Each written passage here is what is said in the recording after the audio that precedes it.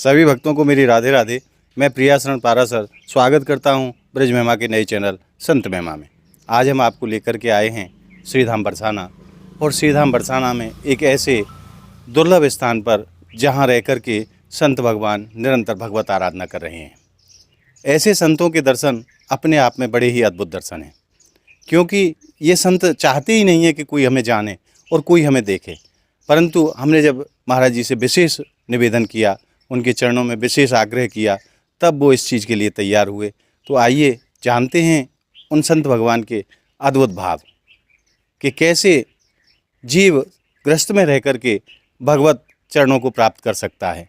तो आइए चलते हैं। पहले मैं इस स्थान की शोभा दिखा देता हूँ आपको। यहाँ छोटी सी बगीची बनाई हुई है और जैसा कि आप दर्शन कर रहे हैं, यहाँ बाबा का नल लगा हुआ है। बाबा यहाँ से जल आदि की व्यवस्था रखते हैं। और यहाँ छोटी से छोटी क्यारियाँ बनाई गई हैं। यहाँ देखिए वृंदा महारानी को कितना सुंदर स्वरूप दिया गया है। बाबा यहाँ वृंदा महारानी लगाई हुई हैं। और यहाँ छोटा सा मंदिर भी, आइए मैं पहले आपको उसके दर्शन करा देता हूँ। आइए हमारे साथ।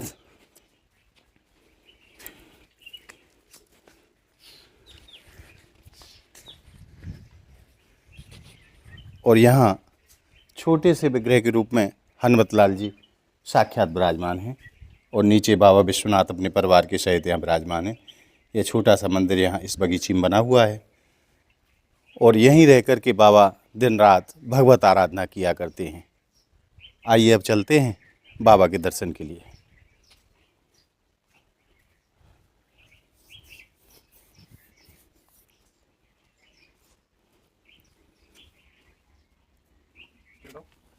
देखिए बाबा कैसे साधारण से स्थान पर रहते हैं, जहाँ बाहरी कोई भी आडंबर आपको दिखाई नहीं देगा। बहुत ही साधारण सी जगह है और छोटी सी कुटिया है और यहाँ बाबा रहते हैं।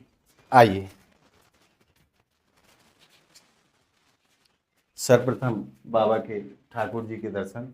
यहाँ चित्रपट के रूप में बाबा के ठाकुर जी विराजमान हैं, उसके भी दर्शन कीजिए। और ये आप देख सकते हैं, ये 2-3 जोड़ी कपड़े हैं बाबा के पास। और ये बाबा का खजाना भी आपको दिखा देता हूँ एक बार। ये संतों का खजाना कहते हैं हम लोग इनको। संतों की यही दौलत है जिसके आप दर्शन कर रहे हैं। बाबा दिन रात इन्हीं ग्रंथों का अध्ययन करते हैं और ठाकुर जी की आराधना किया करते हैं। आप देख सकते हैं कोई भी बाहरी आडंबर नहीं, लाइट तक नहीं है इस कुटिया में। आप देख सकते हैं एक ये छोटी सी घड़ी बाबा ने रखी है यहाँ, ताकि समय का पता चलता रहे बस। और आप देख सकते हैं कुछ भी नहीं है। ये देखिए कैसा निर्मल जीवन है इन संत महापुरुषों का, जो ऐसी जगह पर रहकर के भी निरंतर संसार के मंगल की कामना के लिए यहाँ दिन रात भजन कर रहे हैं। और बाबा जैसा कि आप देख रहे हैं, ये बाबा आज माधुकरी ब्रजवासियों के घर से माधुकरी मांग करके लाते हैं टुकड़ा और उसी को पाते हैं बाबा। ना कोई बनाने का साधन है, ना कोई खाने का साधन है, बस हाथ का पात्र बना करके और इसी के बाबा पा लेते हैं अपने ठाकुर जी को भोग लगा करके। ऐसा इन संत भगवान का निर्मल जीवन है। और अब हम पहुंच गए हैं महाराज श्री के चरणों में और उनके चरणों में अपने कुछ प्रश्न लेकर के आज हम यहाँ आए हैं और उनके माध्यम से उन प्रश्नों का समाधान आज हम प्राप्त करेंगे। ऐसे संत महापुरुष हमारे सामने आज विराजमान हैं जो अपने आप में बड़े अद्भुत संत हैं और यहाँ एकांत में रह कर के श्रीधाम बरसाना में निरंतर हमारी राधा रानी की आराधना किया करते हैं। बहुत ही इनका अद्भुत और दिव्य जीवन रहा है। तो आइए चलते हैं महाराज जी के पास। महाराज जी राधे राधे। राधे श्याम। प्रभु सर्वप्रथम आप अपना श्री नाम बताएं। मेरा नाम राधा बाबा है। राधा बाबा। हाँ। तो महाराज जी आप यहाँ श्रीधाम बरसाना में कितने समय से आप जो है किशोरी जी के चरणों में आप निवास कर रहे हैं? मैं आज से 4-5 साल पहले आए थे श्रीधाम बरसाने जी। यहाँ का रज सेवन किया था। अच्छा। और तब से हमारा मन में से आकर्षण रहा था श्रीधाम बरसाना में वास करने के लिए। तो फिर जब हमारा गुरुदेव की कृपा हुआ और साधु संत और श्री जी की कृपा हुआ तो बरसाना में रहने के लिए हमें राधा रानी कृपा कर दी। और बरसाने में माधुकरी की करके जीवन यापन करता ना महाराज बहुत जी, हमारे ब्रजवासियों का ऐसा मानना है कि बगैर हमारी किशोरी जी की अनुमति के कोई भी जीव बरसाना में वास नहीं कर सकता। श्री किशोरी जी ने आपके ऊपर किस भाव से कृपा की, किस प्रकार से कृपा की? किशोर जी डायरेक्ट कृपा तो नहीं करते, उनके जन जी उनके जन जो उनके लाडले जन संत है जी जो उनको अनुभव कर चुके हैं वो उनके माध्यम से कृपा होता है। ये जो किशोरी जो बोलते हैं राधा रानी कौन है, वो है भगवान के आह्लादिनी शक्ति जी जो भगवान को भी आनंद देता है और भक्ति के माध्यम से जीव को भी आनंद देता है। हम सब जीव इस संसार में सभी परेशानी में घिरे हुए हैं। जी इस परेशानी से निकलने के लिए गीता में मार्ग भगवान ने दिखाया है। सभी कुछ ना कुछ परेशानी दुख है, क्योंकि ये संसार दुखालय अस्वस्थतम दुखालय, जी इस बात भगवान ने घोषणा की है गीता में। और कैसे सुख प्राप्त कर सकते हैं उसका भी उपाय बताए है, भजन करने के लिए बताए। इसीलिए भजन का मतलब ये नहीं घर बार द्वार छोड़ के सब जंगल में ही जाने से भजन होता है, ऐसा नहीं। ऐसा नहीं है कि आप गृहस्थ छोड़ करके हिमालय चले जाओ, जंगल में रहें तो ही भगवान की कृपा प्राप्त हो, ऐसा सच नहीं है। बात तो ऐसा है, भजन किसको किया जाता है? भज मतलब सेवा। जी जो कर्म भगवत प्रसन्नता के लिए भगवत समर्पित होकर किया जाता है उसको भजन किया जाता है। जैसे हम माला लेके भगवान का नाम जप करते हैं, उसको केवल भजन नहीं कहा जाता है। जी कोई यदि पत्नी अपने पति को भगवत भावना से वो सेवा करता है, वो भी उसका भजन होता है। इसी प्रकार पिता अपने पुत्र को पालन के लिए कुछ भी कर्म करता है, वो भी भगवत जो भी कर्म पहले शुरू किया जाता है वो भगवत समर्पित होकर भगवान प्रसन्नता के लिए भगवत स्मरण करके शुरू किया जाता है, तो वो कर्म बंधन का कारण नहीं होता है, वो मुक्ति का कारण हो जाता है। वो अपने को जानते हैं ये शरीर तो हमारा नहीं, ये धन घर द्वार धन पत्नी पुत्र ये भी हमारा नहीं, ये भगवान का है। और भगवान हमको दिए हैं, कुछ दिन के लिए इस संसार में आए हैं, उनका सेवा के लिए दिए हैं। इसी भावना से भगवान का प्रसन्नता के लिए और अपने पति धर्म पुत्र धर्म ये पालन करते हैं। तो हम लोग महाराज जी गलती ये करते हैं कि उसको अपना मान लेते हैं। हाँ, यही गलती हो जाता है। इसीलिए कर्म आरंभ करने से पहले थोड़ा भगवान का स्मरण करने से करना चाहिए, तब वो मुक्ति हो जाता है। वो कर्म बंधन का कारण नहीं होता है, वो मुक्ति का कारण, उसका फल नहीं होता है। वो भगवत कर्म फल समर्पित हो जाता है और मुक्ति हो जाती है। जत कुरुषि जदुस्नासी जज्जोषि जत तपस्वी कमते मद अर्थ समर्पणम, अर्थात जो भी करो मेरे प्रीत्यर्थ जब करता है वो कर्म उसका मुक्ति का मार्ग खुल जाता है। और तब उसको एक लगता है संसार में एक ही भगवान है, 10-20 नहीं है। हमारा सनातन धर्म एक ही भगवान घोषणा करता है अपने अपने भाव के अनुसार। कोई ही एक सत्य एकम सत्य बहुधा वदति, हमारा पंडित लोग बहुत प्रकार से उसका नामकरण दिए, कोई राम कहता है, कोई शिव कहता है, कोई कृष्ण कहता है। फिर भी साधन बहुत प्रकार के है, मार्ग अलग अलग हो सकते हैं, प्रभु पर पहुंचना एक ही जगह पे है, मंजिल वही है। मंजिल एक है, सच्चिदानंद धाम एक है, मगर फिर भी थोड़ा भिन्न है। जैसे कोई सख्य भाव के उपासक है जी वो कृष्ण का सख्य ही होगा। जैसे दासी भाव का उपासक दास्य भाव का जी वो सख्य भाव जैसे भगवान के साथ मिल सकता है, खेल सकता है, दासी तो संकोच रहेगा ही। इसीलिए सख्य उपासना में थोड़ा संकोच नहीं है। सख्य से भी और ऊपर है वात्सल्य उपासना, जिसमें सारे सुख का जलांजलि देता है, अपने पुत्र को सोचता है, माने भगवान को छोटा मान लेता है, अपने को बड़ा, तभी भगवान उसके बस में हो जाते हैं। वात्सल्य उपासना से और ऊपर है माधुर्य उपासना। माधुर्य उपासना में भी बहुत प्रकार है, भक्ति बहुत प्रकार के है। प्रभु जी, आप हमारी किशोरी जी से जो भाव रखते हैं वो कौन से भाव से आप आराधना करते हैं हमारी लाडली जी की? हमारा तो किशोरी जी हम अभी प्रिया जी मानते, हमारा स्वामी नहीं मानते। अच्छा। और स्वामी है कृष्ण, स्वामी है हम सखी सहचरी भाव से उपासना, सखी भाव से सखी भाव से अपने आप को राधा रानी की सखी मानते सखी हैं। मानते हैं। इसी भाव से सखी भी 5 प्रकार का है। जी। अ, कौन कौन सी महाराज? ये बड़ा गूढ़ विषय है, फिर भी ये आप तो एक प्रचार करने का बात नहीं है, मगर हम थोड़ा थोड़ा सा ये ऊपर जो, ऊपर से चर्चा करते हैं। थोड़ा बाहर से हाँ, बार बार से।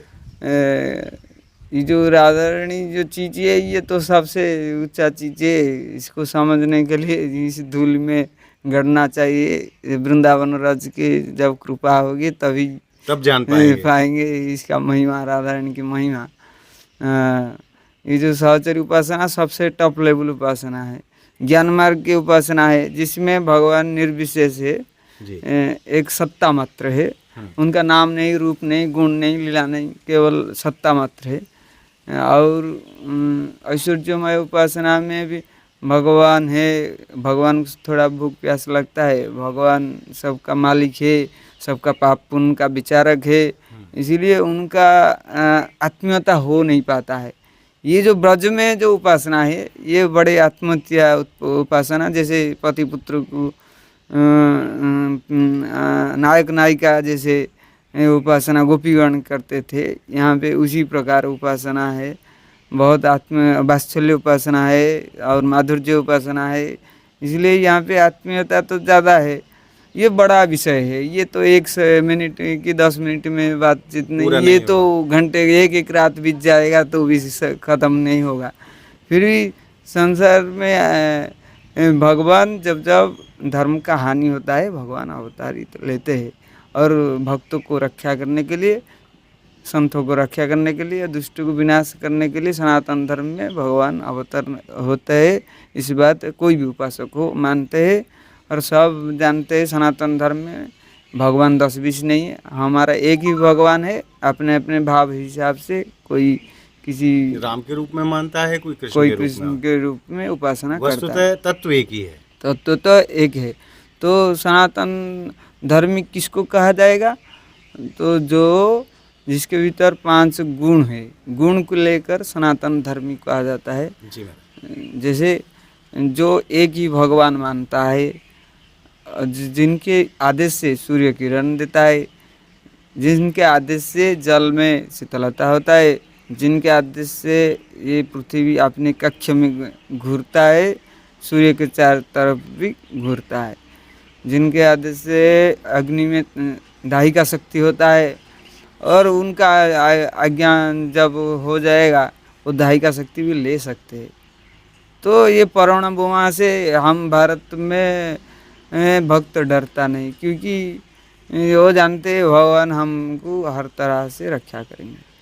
तो कोई भी देश भारत को विनाश करने के लिए बहुत सोचते हैं, मगर इतना आसान नहीं। ये साधु संतों का देश है और कल की भगवान का देश है, भगवान अवतरित ही होंगे। और प्रश्न और आपसे पूछूंगा, आप ब्रज में रह रहे हैं, ब्रज की रज में रह रहे हैं, इस रजरानी की महिमा का आप थोड़ा सा महिमा का आप वर्णन कर दें। ब्रज राजरानी का महिमा तो सब जितने सारे प्रेमी भक्त बोलते हैं, जिनके मस्तक में ब्रज रानी का चढ़ गया है, जो ब्रज का रज पाते हैं। जी। एक हमारा एक संत बोलते थे, एक आदमी की बड़ा बुखार हो गया था, बड़ा गरीबी आदमी था। इसके पास उस समय पैसा भी नहीं था डॉक्टर को इलाज करने के लिए। तो उस समय हम सुने थे ब्रज रज को तो भगवान घूमे हैं, गोपीगण घूमे हैं और संतोगण घूमे हैं। इस रज को थोड़ा धारण करा दीजिए, अच्छा हो जाएगा शरीर। तो वो क्या क्या उनको बिना औषधि से थोड़ा सा ब्रज रज थोड़ा धारण कराए और थोड़ा खाने के लिए दिया गया, और सुबह सुबह देखा गया उसका बिल्कुल ठीक हो गया। और ब्रज रज ये केवल शरीर को ठीक नहीं करता है, यदि विश्वास से लिया जाए सेवन किया जाए और मस्तक में धारण किया जाए तो भगवत प्रेम भी प्राप्त, जो कि सर्वोच्च स्थिति है। हमारा जीव का उद्देश्य है भगवत प्रेम प्राप्त करना है। शरीर तो आज है, काल तो अवश्य ही जाएगा।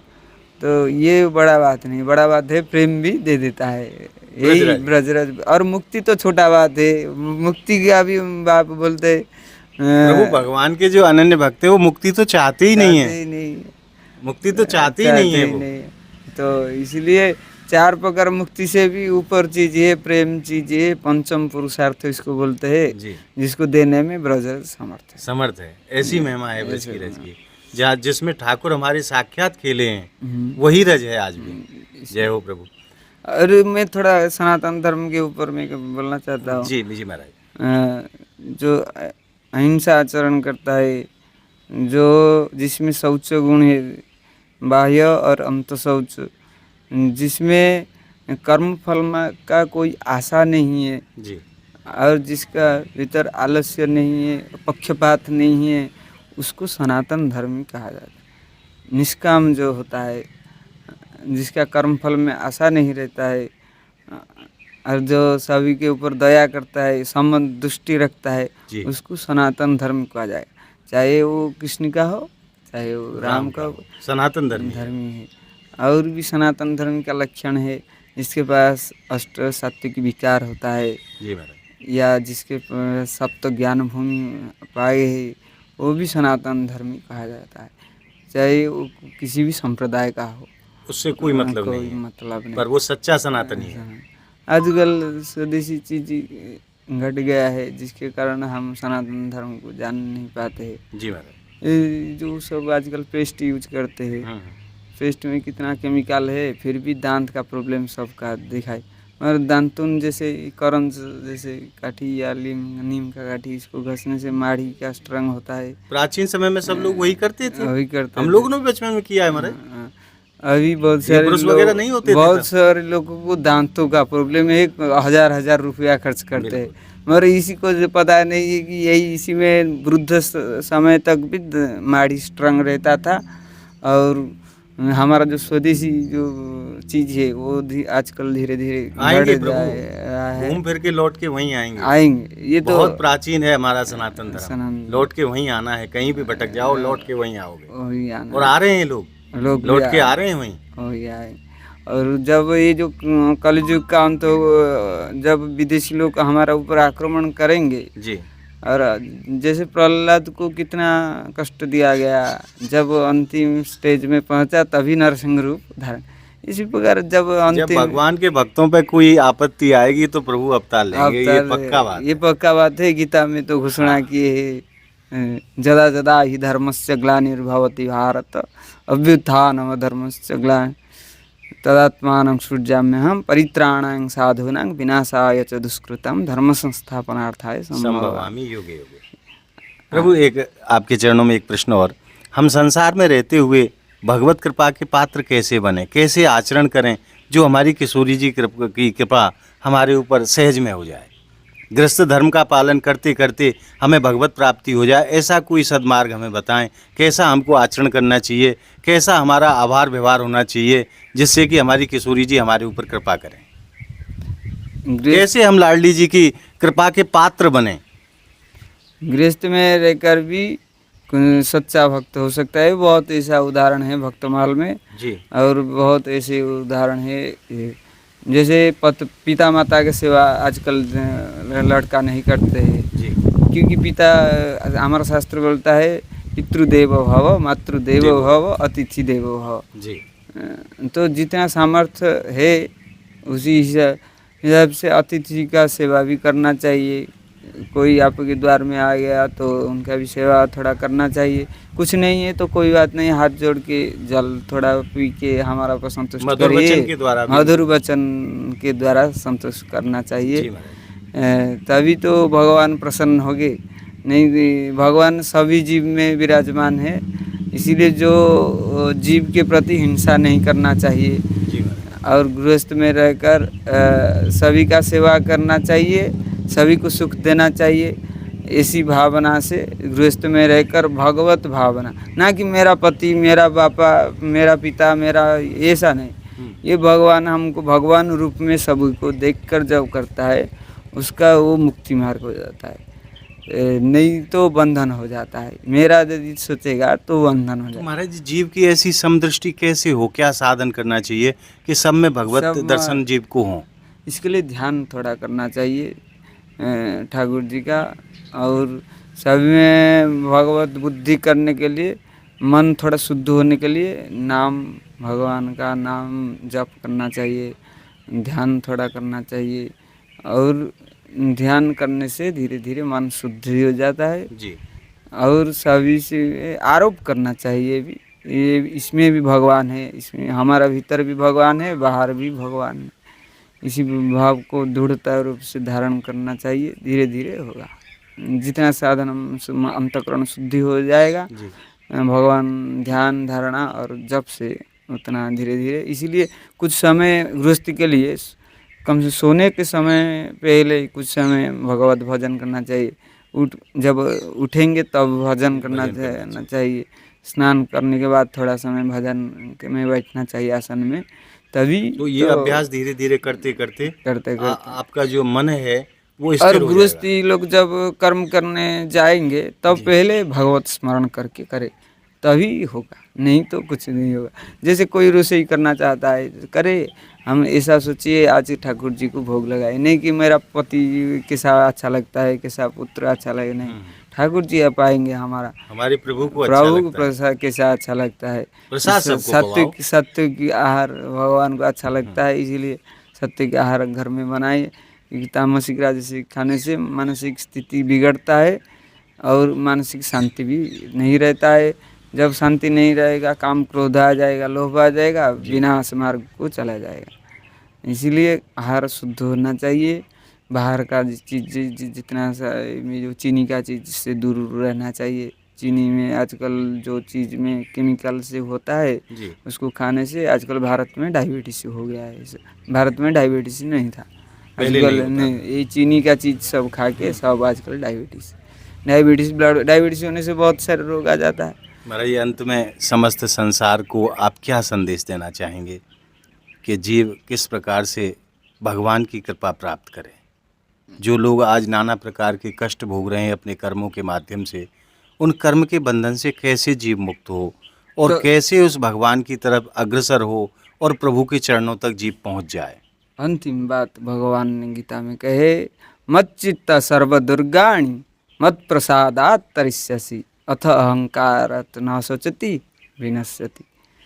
मेरे में जो ध्यान रखकर कर्म करता है वो सभी दुर्गति से पार हो जाता है। यदि अहंकार के कारण इस बात को नहीं सुनता है तो विनाश हो जाएगा। इसीलिए भगवत स्मरण करके सभी समय भगवत भरोसा में रहो, तभी तो भगवान उद्धार कर दे। यदि भरोसा में नहीं रहेगा विनाश होगी, इसमें हमारा कोई भी लेना नहीं। जय जय श्री राधे। महाराज जी, आपने बहुत कृपा की हमारे ऊपर, जो ऐसे आपने सुंदर वचन हमको आपने दिए। आपका बहुत बहुत धन्यवाद। मैं आपके चरणों में बार बार प्रणाम करता हूँ। आपको राधे राधे। राधे श्याम। जय जय श्री राधे। सनातन धर्म की जय हो। आज आपने दर्शन किए ऐसे निर्मल संत के जो निरंतर भगवत आराधना कर रहे हैं ब्रज में रह करके। और आपने अभी देखा कि कुटिया में कोई भी बाहरी आडंबर नहीं है और ना कोई इनको इच्छा है ऐसे बाहरी आडंबर की। यहाँ तक कि लाइट भी नहीं है बाबा की कुटिया में, और पहनने के बस 2-3 वस्त्र हैं, और खाने के लिए एक पात्र है डोलची जिसमें बाबा माधुकरी किया करते हैं। ऐसा अद्भुत जीवन है इन संत महापुरुषों का। और जब यह संसार के मंगल की कामना से यहाँ दिन रात भजन कर रहे हैं, तो हम जैसे जीवों का भी धर्म बनता है कि ऐसे संत महात्माओं की सेवा की जाए। और जिस सेवा के लायक हमको ठाकुर जी ने बनाया है उसी प्रकार की हमको सेवा करनी चाहिए। तो आज आपने संत भगवान के दर्शन के रूप में जो आनंद प्राप्त किया, वह आनंद आपको कैसा लगा हमें कमेंट के माध्यम से ज़रूर बताएं। और आप हमारी इस वीडियो को ज़्यादा से ज़्यादा लाइक करें, ज़्यादा से ज़्यादा शेयर करें, ताकि सभी भक्तों तक ऐसे संत महापुरुषों के दर्शन पहुंच सकें। और अगर आपने अभी तक हमारे चैनल को सब्सक्राइब नहीं किया है तो आप हमारे चैनल को सब्सक्राइब ज़रूर कर लें, ताकि हमारी आने वाली हर वीडियो आप तक पहुंच सके। तो मिलते हैं संत महिमा की अगली वीडियो के साथ। तब तक के लिए श्रीधाम बरसाना की पावन भूमि से जय जय श्री राधे।